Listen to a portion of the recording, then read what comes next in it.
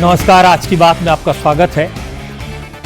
आज मैं आपको दिखाऊंगा कि बेंगलुरु में आरसीबी की जीत का जश्न मौत के मातम में कैसे बदल गया। कल रात से बेंगलुरु में खुशी का माहौल था। 18 साल के इंतजार के बाद रॉयल चैलेंजर्स ऑफ बेंगलुरु ने आईपीएल में जीत हासिल की थी। कर्नाटक की सरकार ने चिन्नास्वामी स्टेडियम में बड़ा समारोह आयोजित किया था। इसी स्टेडियम में लोगों ने विराट कोहली को, उनकी टीम को हर क्रिकेट मैच के दौरान चीयर किया था। आज उसी स्टेडियम के बाहर भीड़ बेकाबू हो गई। 11 लोगों की मौत हो गई और 50 से ज्यादा लोग घायल हुए हैं और यह वाकई में बहुत दुखदाई है। विराट कोहली के लिए आईपीएल में जीत बड़ा मौका है। वो 18 साल से आरसीबी को जिताने में लगे हैं। कल रात की जीत के बाद वो बेंगलुरु में आकर फैंस को थैंक यू कहना चाहते थे। Karnataka deputy chief minister DK Shivakumar Virat Kohli और उनकी टीम को रिसीव करने एयरपोर्ट गए। कर्नाटक की पूरी सरकार जश्न के मूड में थी। इस चक्कर में सुरक्षा के इंतजाम करना भूल गई, क्राउड कंट्रोल पर ध्यान देना भूल गए और यह दर्दनाक हादसा हुआ। आज बेंगलुरु में पूरा सिस्टम एक्सपोज हो गया। पुलिस क्राउड मैनेज करने में फेल हो गई। घायलों को ले जाने के लिए एम्बुलेंसेस कम पड़ गई। स्टेडियम के गेट पर सिक्योरिटी करने वाले लोग कम थे। बैरिकेड नहीं लगाए गए थे। लोगों को किसी ने यह नहीं बताया था कि किसको एंट्री मिलेगी, किस गेट से एंट्री करनी है।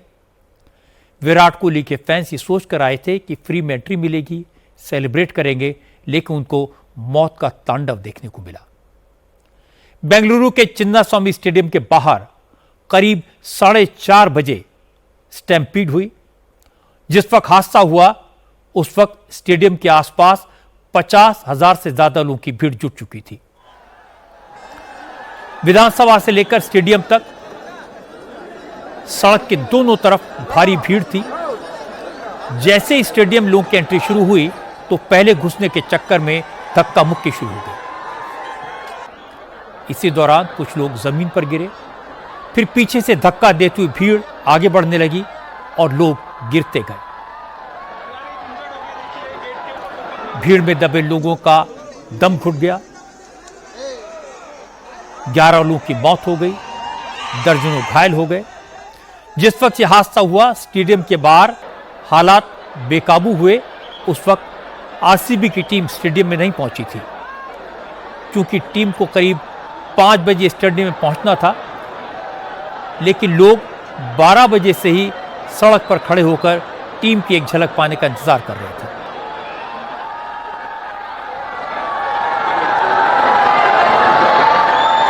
कुछ फैंस पेड़ पर चढ़कर स्टेडियम में घुसने लगे, कुछ दीवार फांदकर स्टेडियम में घुसने की कोशिश करने लगे। कुछ लोग स्टेडियम के गेट के बाहर थे, अंदर घुसने के लिए धक्का मुक्की करने लगे। भीड़ को बेकाबू देखकर पुलिस ने हल्की फुल्की लाठियां भी चलाई, लेकिन पुलिस फोर्स कम थी, बैरिकेड्स ना के बराबर थे। भीड़ को कंट्रोल करना मुश्किल हो गया था। जब भीड़ का दबाव बढ़ा तो भगदड़ मच गई और जैसा मैंने आपको बताया 11 लोगों की दुखद मौत हो गई। 50 से ज्यादा लोग अभी भी घायल हैं, हॉस्पिटल्स में हैं।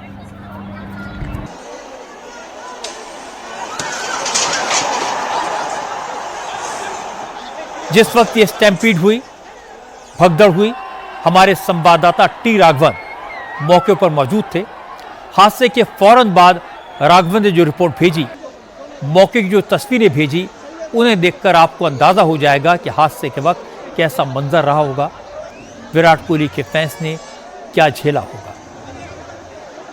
बेंगलुरु में आरसीबी के जश्न का मौका कैसे गम में बदल गया, तस्वीरों के जरिए हम उसको समझाने की कोशिश करते हैं। चिन्नास्वामी स्टेडियम के गेट नंबर 6 के बाहर हम मौजूद हैं और आप देखिए यहाँ पर जो ये चप्पलें और जूते यहाँ पर बिखरी नज़र आपको आ रही हैं, इस बात की गवाही देती हैं कि यहाँ पर एक बहुत बड़ा स्टैम्पीड हुआ। इस स्टैम्पीड में अब तक बताया जा रहा है कि आधे दर्जन से ज़्यादा लोगों की मौत हो चुकी है, 55 लोग घायल हुए हैं, उसमें से 15 लोगों की हालत जो है अभी भी नाजुक बनी हुई है। ये गेट नंबर 6 है चिन्नास्वामी स्टेडियम का।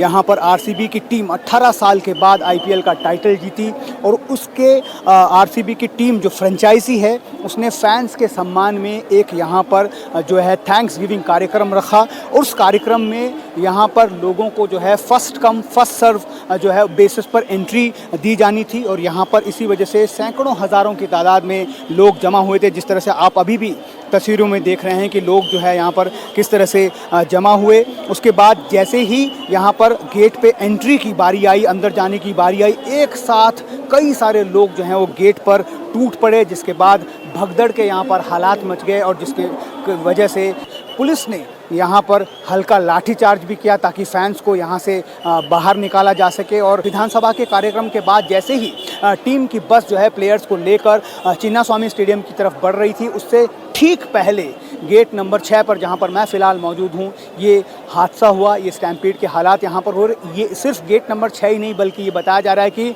बाकी जो गेट्स हैं वहाँ पर भी स्टैम्पीड के हालात बने। कई सारी एम्बुलेंसेस को हमने यहाँ से गुजरते हुए देखा। अब जब ये सारी चीज़ें सामने आएंगी, जब इन्वेस्टिगेशन होगी तो पता चलेगा कि असली वजह जो है वो क्या रही। लेकिन इतना ज़रूर अभी बताया जा रहा है कि एंट्री के वक्त जब एक साथ सैकड़ों की तादाद में लोग गेट क्रैश कर अंदर भागने की कोशिश करने लगे, उस वक्त ये स्टैम्पीड हुए और उसके निशान जो हैं अभी भी गेट नंबर 6 के बाहर आपको नज़र आ रहे हैं।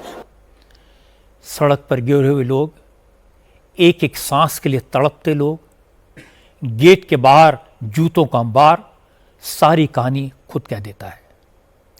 अब कर्नाटक सरकार के मंत्री, कांग्रेस और बीजेपी के बड़े बड़े नेता घायलों को देखने हॉस्पिटल पहुंच रहे हैं, हर संभव मदद का वादा कर रहे हैं। लेकिन बड़ा सवाल है, इतना बड़ा हादसा हुआ कैसे? जब सरकार ने खुद विराट कोहली को, आरसीबी की पूरी टीम को सम्मानित करने का ऐलान किया, लोगों को इनवाइट किया, तो फिर क्राउड मैनेजमेंट का इंतजाम क्यों नहीं किया? असल में कल रात आरसीबी की जीत के बाद कर्नाटक सरकार एक्टिव हुई। बेंगलुरु में आरसीबी की टीम के भव्य स्वागत का ऐलान हुआ और इसके बाद बताया गया कि सभी प्लेयर्स को विधानसभा में सम्मानित किया जाएगा। फिर आरसीबी मैनेजमेंट ने आरसीबी के फैंस के लिए थैंक्स गिविंग का प्रोग्राम रख दिया। फैंस से कहा गया कि फर्स्ट कम फर्स्ट सर्व के बेसिस पर स्टेडियम में एंट्री मिलेगी। जगह जगह बार कोड लगा दिए गए। लोगों को अपने मोबाइल पर बार कोड स्कैन करके जाना था, पुलिस को दिखाना था, बस यही स्टेडियम एंट्री का पास था। दोपहर करीब 1 बजे डीके शिव कुमार आरसीबी का झंडा लेकर एयरपोर्ट पर टीम को रिसीव करने पहुंचे। उस वक्त भी सड़क के दोनों तरफ लोगों का भारी हुजूम था। लोगों को मालूम था कि शाम 4 बजे आरसीबी की टीम विधानसभा पहुंचेगी, इसलिए विधानसभा के बाहर करीब 20,000 लोग जुटे। कर्नाटक विधानसभा भवन से चिन्नास्वामी स्टेडियम की दूरी सिर्फ 1 किलोमीटर है। टीम को विधानसभा से खुली बस में स्टेडियम तक लाने का प्लान था, लेकिन भीड़ की तादाद को देखते हुए बेंगलुरु पुलिस ने हाथ खड़े कर दिए, परमिशन देने से इनकार कर दिया। जिस वक्त विधानसभा में प्लेयर्स के सम्मान का प्रोग्राम चल रहा था, उस वक्त चिन्नास्वामी स्टेडियम में लोगों को एंट्री की इजाजत दे दी गई, लेकिन भीड़ को काबू करने लायक पुलिस फोर्स मौजूद नहीं थी। इसलिए 5 मिनट बाद ही ये दर्दनाक हादसा हो गया। हैरानी की बात यह कि इतने बड़े फंक्शन का ऐलान तो कर दिया, लेकिन न तो क्राउड को मैनेजमेंट की तैयारी की गई, ना ही मेडिकल इमरजेंसी के लिए प्रॉपर इंतजाम किए गए। भगदड़ के बाद बड़ी मुश्किल से एक एक करके एम्बुलेंसेज स्टेडियम के बाहर तक पहुंची और बड़ी मुश्किल से लोगों को हॉस्पिटल पहुंचाया गया। इनमें भी कुछ लोगों को स्ट्रेचर के जरिए एम्बुलेंस तक पहुंचाना पड़ा। ज्यादातर घायलों को लोगों ने कंधों पर उठाकर एम्बुलेंस तक पहुंचाया।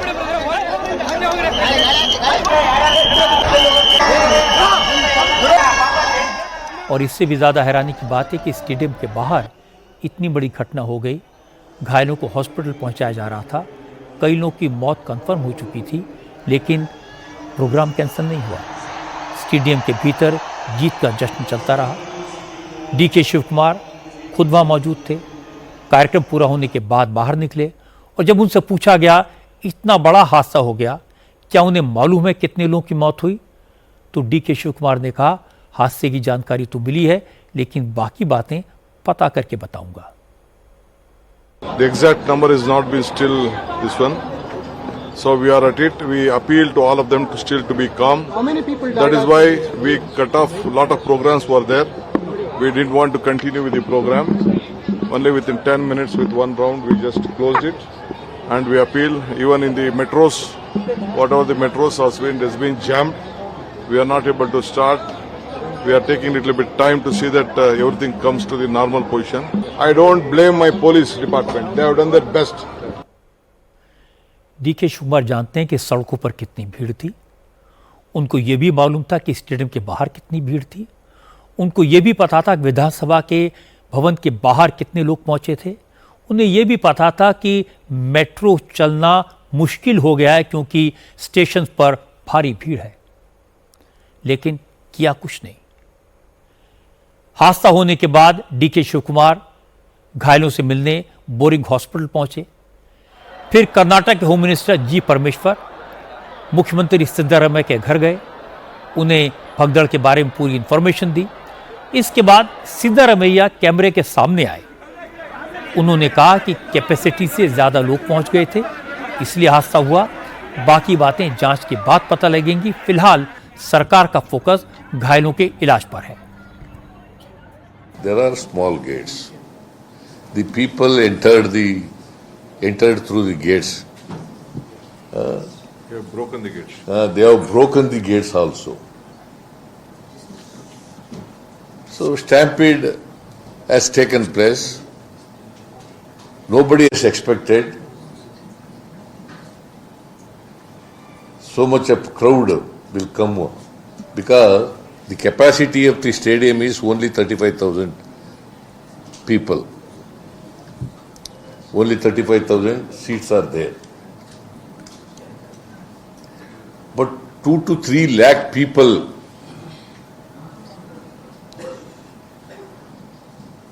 have come to participate in the celebration. Siddaramaiah लोगों को जिम्मेदार ठहरा रहे हैं, लेकिन बीजेपी ने इस हादसे के लिए कर्नाटक सरकार को जिम्मेदार ठहराया। कर्नाटक बीजेपी के अध्यक्ष बीवाई विजयेंद्र ने कहा कि सिद्धारमैया की सरकार ने पब्लिसिटी के चक्कर में विक्ट्री रैली आयोजित करने में जल्दबाजी दिखाई, बिना तैयारी के इतनी भीड़ इकट्ठा कर ली, इसलिए इस हादसे के लिए चीफ मिनिस्टर को जिम्मेदारी लेनी चाहिए। State government has to take complete responsibility on this tragedy. When entire nation was celebrating and entire Karnataka was celebrating RCB's victory, without any proper preparedness, state government's urgency to organize victory rally is the cause for this big tragedy. And state government never bothered about preparedness. I just spoke to one of the victims. No police was there inside. Ambulance facility was not there. And they themselves were rushed to the hospital, to the Boring hospital now. So I demand Chief Minister to take up the responsibility and he should refer the matter for the judicial inquiry. लेकिन सिद्धारमैया ने हादसे से पल्ला झाड़ लिया। अब से थोड़ी देर पहले सिद्धारमैया और डीके शिव कुमार ने प्रेस कॉन्फ्रेंस की। मुख्यमंत्री ने कहा कि घटना के लिए सीधे सीधे क्रिकेट एसोसिएशन जिम्मेदार है, क्योंकि स्टेडियम में जो प्रोग्राम था उसे कर्नाटक स्टेट क्रिकेट एसोसिएशन ने ही कराया था। इसके बारे में ज्यादा जानकारी भी नहीं दी गई थी। सिद्धारमैया ने कहा कि सरकार ने विधानसभा में जो प्रोग्राम किया उसमें तो कोई दिक्कत नहीं हुई। अब स्टेडियम में जो हुआ उसके लिए वो कुछ नहीं कर सकते, क्योंकि वो तो स्टेडियम में थे भी नहीं। जब सिद्धारमैया से पूछा गया कि बीजेपी ने हादसे के लिए सरकार को जिम्मेदार ठहराया है, तो मुख्यमंत्री ने कहा कि कोई बड़ा हादसा नहीं है, ऐसी घटनाएं पहले भी हुई हैं। बीजेपी के नेताओं को महाकुंभ की भगदड़ याद करनी चाहिए। See, it is cricket association which arranged the program. ये प्रोग्राम क्रिकेट एसोसिएशन ने करवाया था। इसके बारे में हमें नहीं बताया गया। हमने सरकार की ओर से विधानसभा के सामने प्रोग्राम करवाया। वहां तो कुछ नहीं हुआ। वहां का प्रोग्राम शांतिपूर्ण तरीके से पूरा हुआ। क्रिकेट स्टेडियम में ऐसा होगा ये हमें नहीं पता था। मैं तो वहां गया भी नहीं। But cricket stadium. अब हैरानी की बात है कि सिद्धरामैया कह रहे थे कि वो स्टेडियम में नहीं थे, प्रोग्राम सरकार का नहीं था, इसलिए सरकार की जिम्मेदारी नहीं है। ये सब कहते वक्त सिद्धरामैया ये भूल गए कि deputy chief minister DK Shivakumar उनके बगल में बैठे हैं। डीके शिव कुमार एयरपोर्ट पर भी गए थे, विधानसभा में भी थे और स्टेडियम में भी मौजूद थे। इस थैंक्स गिविंग प्रोग्राम का ऐलान भी डीके शिव कुमार ने किया था। हालांकि बाद में डीके शिव कुमार ने इस हादसे के लिए माफी मांगी, कहा कि ये बात सही है, भगदड़ हुई है, ये बात सही है, कई लोग मारे गए हैं, लेकिन किसी को इस बात का अंदाजा नहीं था कि इतनी ज्यादा भीड़ आ जाएगी। इसलिए अगर उन्होंने कोई मिसमैनेजमेंट हुआ, किसी ने पुलिस को दोष दिया, तो ये बात गलत है, क्योंकि पुलिस ने अपना काम सही तरीके से किया। Again, I am telling on record, my police officers, I should compliment them. We never expected such a incident would have happened. Of course, no one no political party or no officials doesn't want. They have done their best in their, but it was uncontrollable crowd. We never expected such a big following. After 18 years, they have been looking at something great. It was a team effort which has happened, and you see the crowd. They have left all their jobs, all their places, and they have been. The entire Vidhan Sabha came on the streets outside. I could see the Manipal Hospital, all the other IT people, everything were crowd. HAL, entire HAL staff was there in the airport itself. This is unexpected crowd and the vibrant crowd. It is not a crowd like ordinary crowd. You have seen, your cameras have seen, your eyes have seen, your ears have seen. What more you want? I feel sorry. I apologize for the great incident. ये सही है कि इस मामले में राजनीति नहीं होनी चाहिए। ये ऐसा मामला है जिसमें सबको दुख है, सबको दर्द है। कोई नहीं चाहता था कि इस तरह की घटना हो, लेकिन बेंगलुरु में जो हुआ उसके बारे में ज़्यादा जानकारी हमारे संवाददाता टी राघवन के पास है। राघवन, सरकार तो इस हादसे के लिए क्रिकेट एसोसिएशन को जिम्मेदार ठहरा रही है, और जहाँ तक मुझे ध्यान है इसका जो ऐलान है, डिक्लेरेशन है, वो डीके शिव कुमार ने किया था। शिव कुमार ने खिलाड़ियों को रिसीव किया, उन्होंने सबको इनवाइट किया, वो स्टेडियम में मौजूद थे।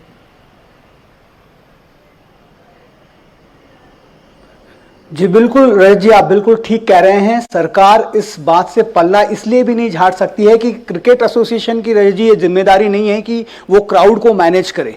आपने ये बात बिल्कुल सही कही कि क्राउड मैनेजमेंट जो था वो सबसे पुअर यहाँ पर देखने को मिला। रजत जी, कल जब इस बात का ऐलान हो चुका था कि आरसीबी की टीम यहाँ पर पहुंचेगी, हालांकि आरसीबी फ्रेंचाइजी ये चाहती थी कि विक्ट्री परेड करे, लेकिन पुलिस ने उसे इसी बात को आधार बनाकर मना कर दिया था कि हम क्राउड मैनेज नहीं कर पाएंगे। इसका मतलब यह है कि पुलिस के पास इस बात की जानकारी थी कि यहां पर बहुत ज्यादा संख्या में क्राउड आने वाला है। जब यह बताया जा रहा है कि 40,000 लोग उस गेट से एंट्री के लिए बेताब थे पिछले 4 घंटों से। 4 बजे एंट्री का वक्त था रजत जी, 12 बजे 11 बजे से लोग वहां पर आकर खड़े हो गए थे। उसके बाद वहां पर उस वक्त पर यह कहा जा रहा है कि 5,000 की तादाद में पुलिसकर्मी मौजूद थे। आप लगाइए अंदाजा कि 6 गुना ज्यादा भीड़ जब वहां पर अंदर घुसने की कोशिश करेगी तो 5,000 पुलिसकर्मी कैसे उस भीड़ को कंट्रोल कर सकते हैं। मैं आपको ये टिकट दिखाना चाहता हूं रजत जी।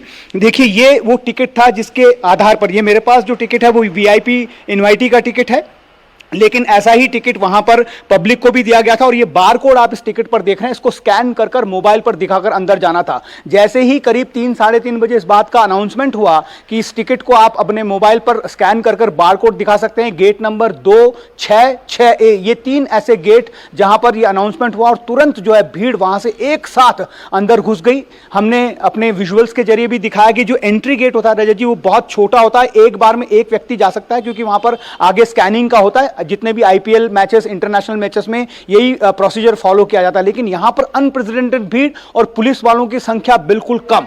यही वजह थी कि ये स्टैम्पीड का जो है सबब बनी। जश्न का माहौल था, 18 साल के बाद आईपीएल का एक बड़ा टाइटल जीता था। जो फैन बेस है आरसीबी का, रजत जी, वो आईपीएल की बाकी फ्रेंचाइजी से बहुत ज्यादा है। इसलिए इस बात से कहीं भी ये नहीं कहा जा सकता कि सरकार या पुलिस को इस बात की उम्मीद नहीं थी कि भीड़ यहां पर नहीं हुई। कल रात से हम ये देख रहे हैं कि जो जुनून है फैंस का बेंगलुरु की सड़कों पर देखने को मिल रहा है। विधानसभा में भी रजत जी यकीन मानिए ऐसा लग रहा था कि सब कुछ भगवान भरोसे चल रहा है। वहां पर भी पुलिसकर्मी नहीं दिखाई दे रहे थे। 25-30 हजार की भीड़ विधानसभा के बाहर खड़ी थी। लोग पेड़ों पर चढ़े हुए थे, बिल्डिंग्स पर चढ़े हुए थे, आने जाने वाली बसों पर चढ़े हुए थे। वहां पर भी हादसा इंतजार कर रहा था, लेकिन वहां पर शायद किस्मत जो है सरकार की ठीक से नहीं हुआ और अब सिद्धरामैया क्रिकेट एसोसिएशन के लिए इसको जिम्मेदार ठहरा रहे हैं।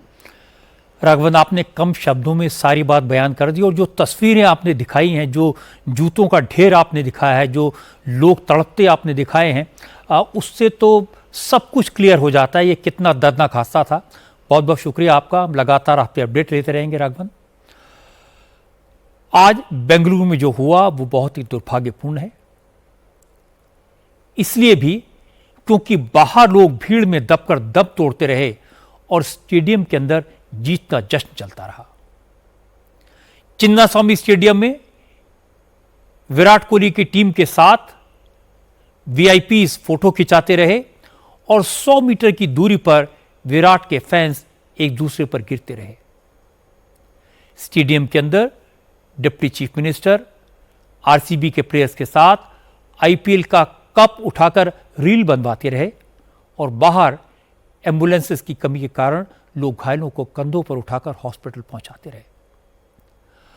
आयोजन करने वालों को खबर मिल चुकी थी कि बेकसूर लोगों की मौत हुई है।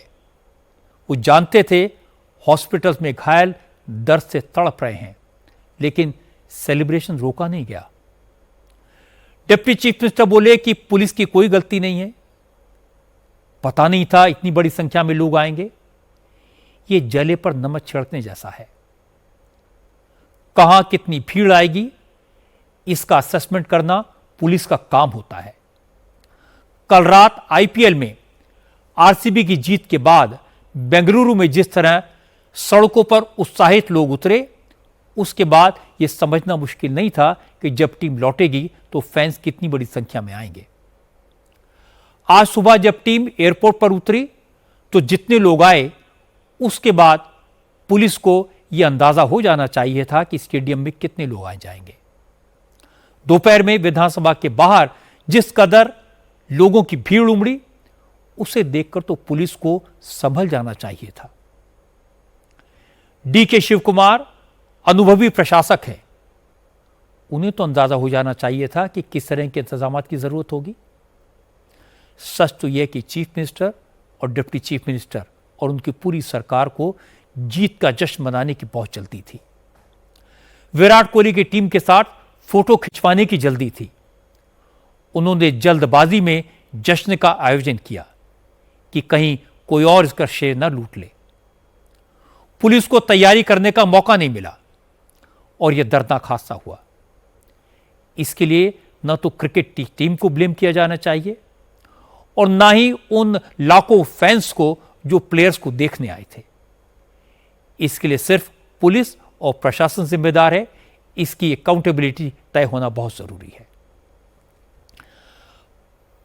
अब दूसरी खबरों की तरफ चलते हैं। पाकिस्तान के farmer foreign minister Bilawal Bhutto ने अमेरिका, चीन, ब्रिटेन और फ्रांस जैसे देशों से गुहार लगाई है कि नरेंद्र मोदी से बचाओ।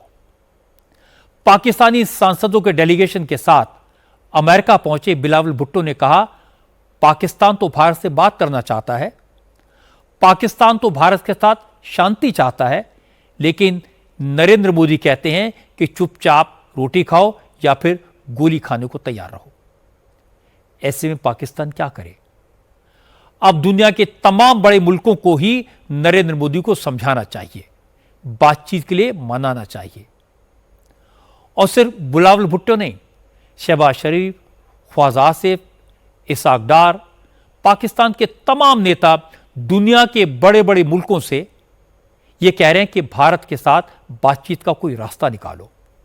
सब के सब कह रहे हैं कि नरेंद्र मोदी ने सीज फायर नहीं किया, मोदी ने ऑपरेशन सिंदूर को सिर्फ पॉज किया है, इसलिए भारत फिर कब पाकिस्तान पर हमला कर दे कोई नहीं जानता, इसलिए बातचीत न सही, कम से कम परमानेंट सीज फायर का ऐलान ही करवा लिया जाए।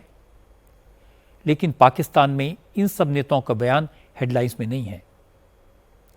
पाकिस्तानी चैनल्स में आजकल राहुल गांधी छाए हुए हैं, क्योंकि राहुल गांधी नारा लगा रहे थे नरेंद्र सरेंडर, और राहुल गांधी का यह बयान पाकिस्तान में हिट हो गया।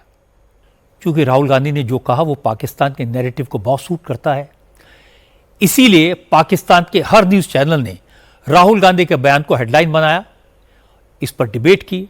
राहुल गांधी ने पाकिस्तान को अच्छा खासा मसाला दिया है। पाकिस्तान के ज्यादातर टीवी चैनल्स राहुल गांधी के स्टेटमेंट के बहाने भारत के प्रधानमंत्री को टारगेट कर रहे हैं।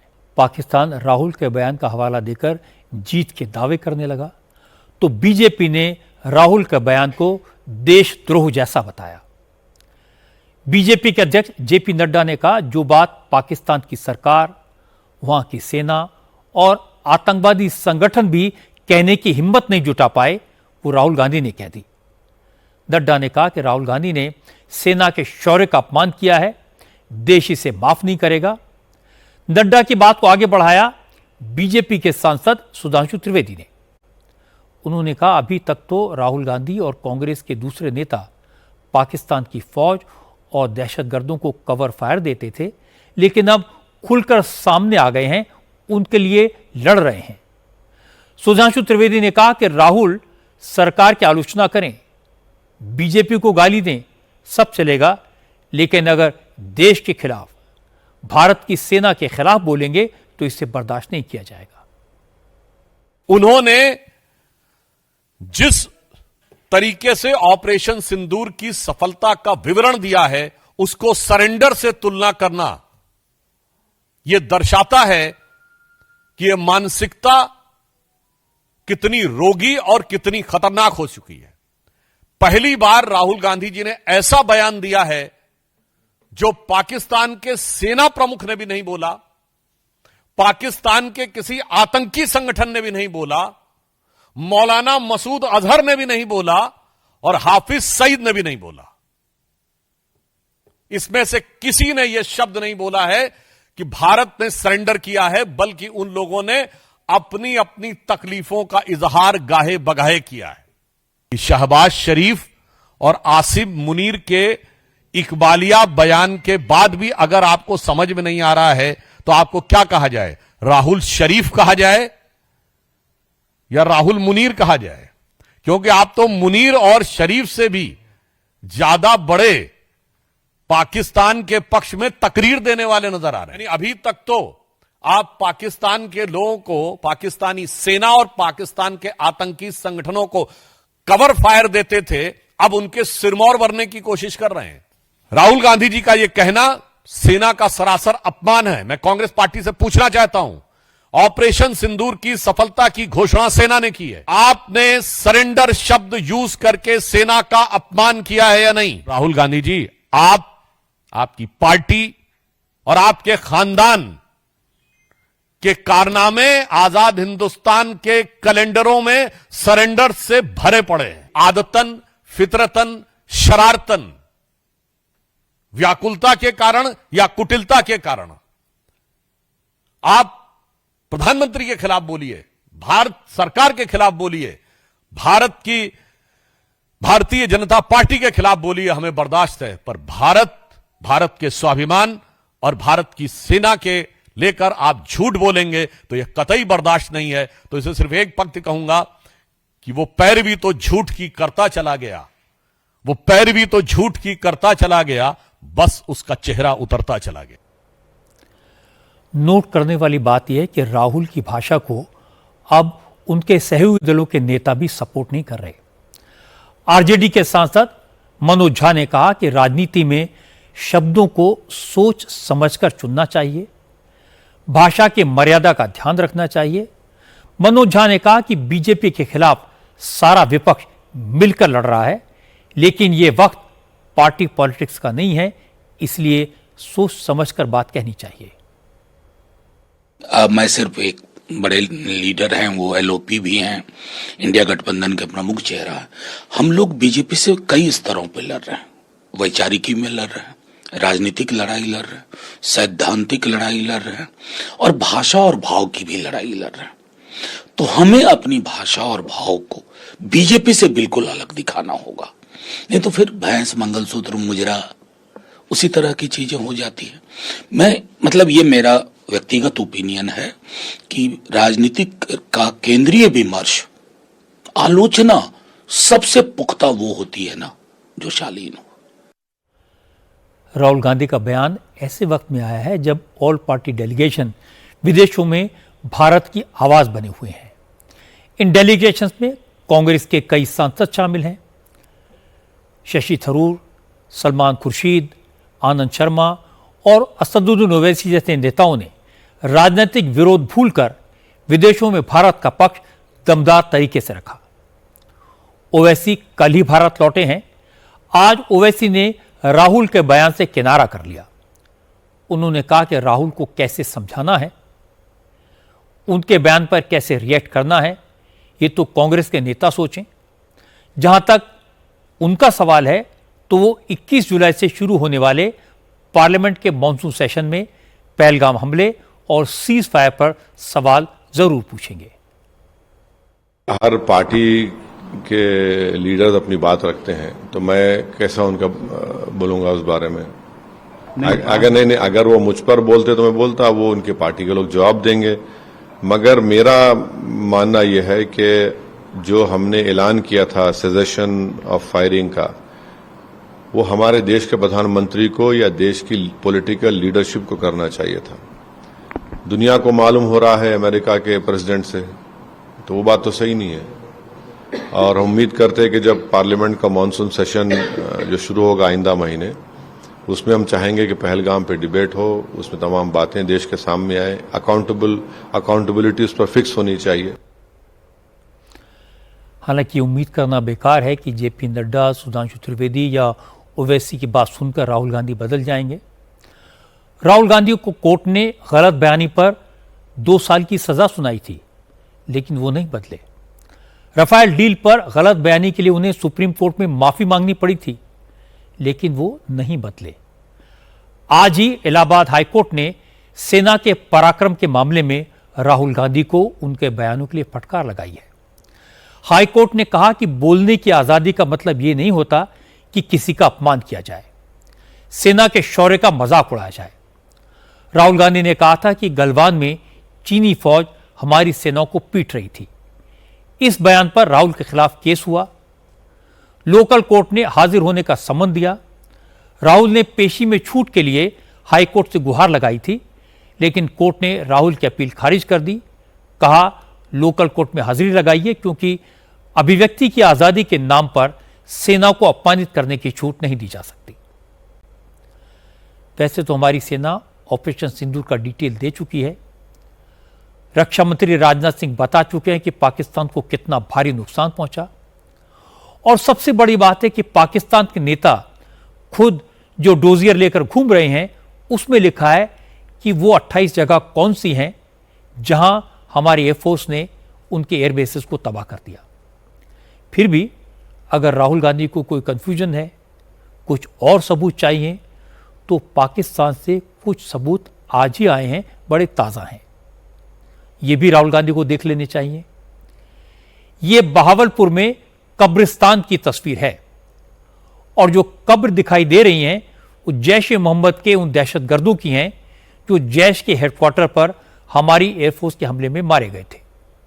7 मई को मसूद अजहर ने बयान जारी करके बताया था कि भारत के हमले में उनके खानदान के 10 मेंबर और 4 खास दोस्त मारे गए हैं। इन कब्रों पर मसूद अजहर के उन्हीं नजदीकी लोगों के नाम और तारीख लिखी है। कब्रों पर रखे पत्थरों पर साफ लिखा है इनकी मौत 7 मई को हुई। हमारी सेना ने 7 मई को साउथ पंजाब के बहावलपुर में जैश ए मोहम्मद के हेडक्वार्टर मरकज सुबहान अल्लाह पर अटैक किया था। अटैक प्रिसाइज था, कंट्रोल था और इस हमले में जैश ए मोहम्मद का हेडक्वार्टर तबाह हो गया था। इसी हमले में 2 दर्जन से ज्यादा आतंकवादी मौत के घाट उतार दिए गए थे। और बिल्डिंग्स का क्या हाल हुआ था, वहां भारत ने किस तरह की मिसाइल से हमला किया था, इसकी ग्राउंड रिपोर्ट भी आज सामने आई। पाकिस्तानी मीडिया ने जैश के मरकज को में हुए इस नुकसान का वीडियो बनाया और यह रिपोर्ट राहुल गांधी को भी देख लेनी चाहिए। देखें, ये आप बैक पर देख सकते हैं कि कितना ज्यादा देखें नुकसान हुआ है। और ये आप देख सकते हैं कि ये वो मस्जिद के मीनार हैं जो शहीद हुए। ये उसका मस्जिद का मेन जो सहन है, ये वो है। ये हर जगह पर देखें, पूरे सहन में कांच बिखरे हुए हैं, लकड़ियाँ बिखरी हुई हैं, पता नहीं क्या क्या कुछ नुकसान हुआ है। बस अल्लाह पाक रहम फरमाए। ये फर्स्ट टाइम ये आप मनाजिर आप देखेंगे कि अंदर से कितना ज़्यादा नुकसान हुआ है। ये देखें कि पूरी की पूरी बिल्डिंग इंतहाई बुरे तरीके से हिल चुकी है। ये देख सकते हैं आप, ये देखें।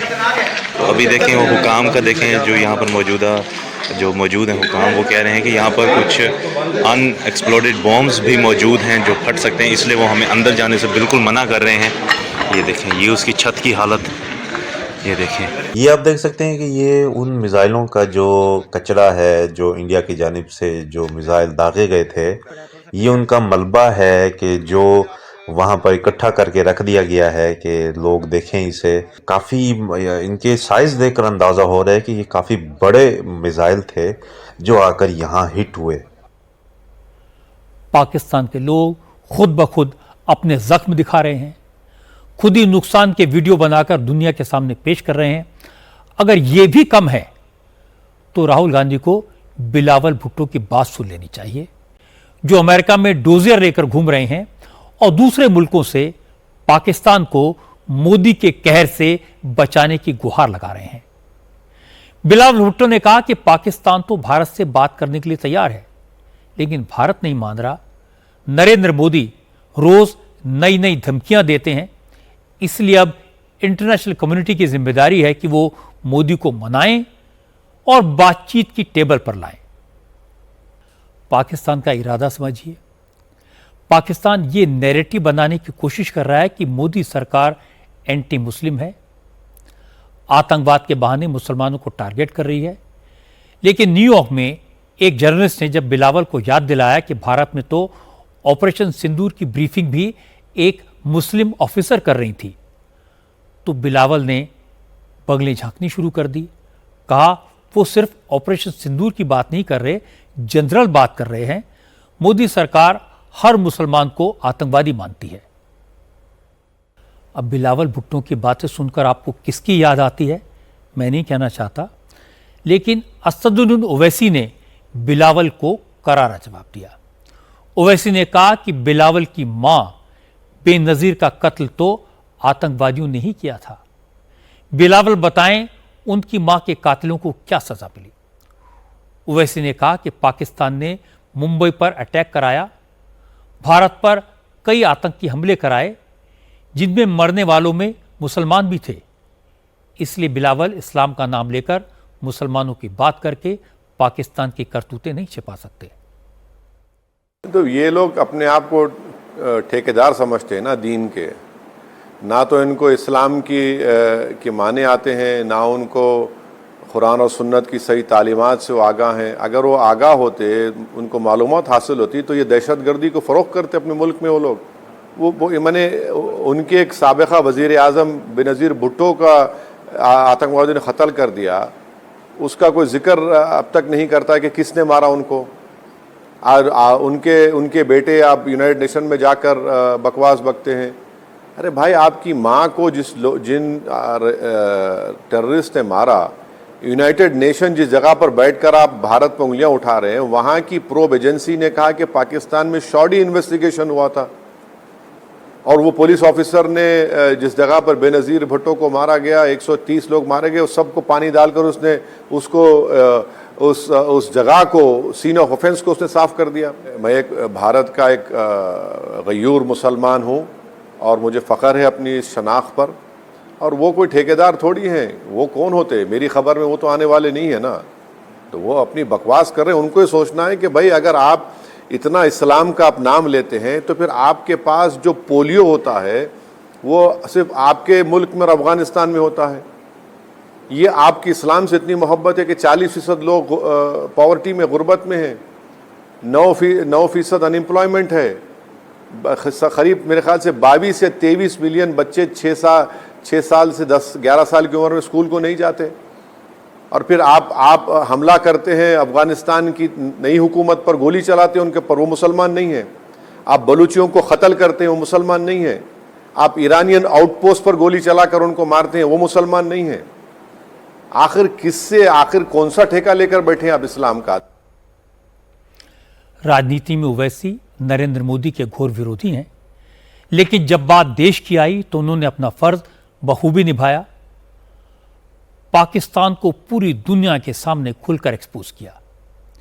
इसी तरह चाहे शरद पवार हो, एमके स्टालिन हो, उद्धव ठाकरे हो, ये भी मोदी के विरोधी हैं, लेकिन उनके पार्टी के एमपीज ने दुनिया भर में जाकर भारत का पक्ष रखा।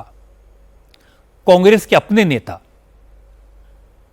आनंद शर्मा, सलमान खुर्शीद, शशि थरूर पूरी दुनिया में भारत की सेना के शौर्य और पराक्रम की गाथा सुना रहे हैं।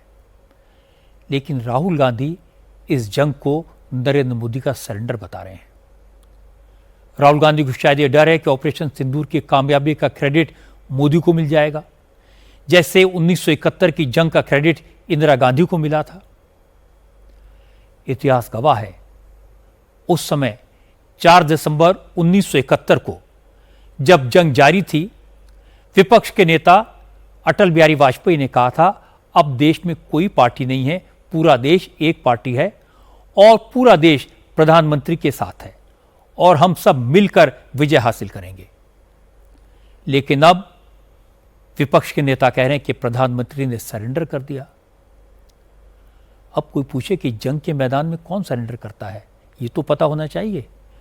1971 में जनरल नियाजी ने सरेंडर किया था, किसी सरकार ने नहीं। क्या राहुल गांधी ये कहना चाहते हैं कि हमारी सेना ने पाकिस्तान के सामने सरेंडर कर दिया? मुझे लगता है कोई इस पर यकीन नहीं करेगा। आपस में तकरार के बहुत अवसर मिलेंगे, सवाल पूछने की, आलोचना करने के बहुत मौके मिलेंगे, लेकिन यह वक्त नहीं है। ऑपरेशन सिंदूर अभी जारी है। मैदान में जंग चाहे फिलहाल रुकी हुई है, पर इंफॉर्मेशन वॉर अभी भी जारी है। पाकिस्तान के साथ परसेप्शन की लड़ाई अभी चल रही है। ऐसे समय में पाकिस्तान को मसाला देने का काम नहीं करना चाहिए। वैसे भी इस वक्त ऑपरेशन सिंदूर खत्म नहीं हुआ है। हमारी सुरक्षा एजेंसी देश में फैले पाकिस्तानियों के जासूसों के नेटवर्क को ध्वस्त करने में लगी हैं। आज भी पंजाब पुलिस ने पाकिस्तान के एक एजेंट को गिरफ्तार किया। यूट्यूबर जसबीर सिंह को पुलिस ने रोपड़ से पकड़ा।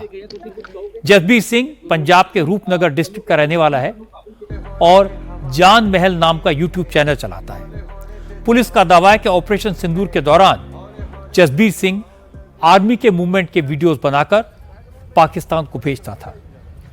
जसबीर सिंह पर पुलिस की नजर कई दिन से थी। जसबीर के फोन की जांच से पता चला कि जसबीर जासूसी के आरोप में पहले भी पकड़ा जा चुका है और पहले अरेस्ट हुई यूट्यूबर ज्योति मल्होत्रा के लगातार संपर्क में था।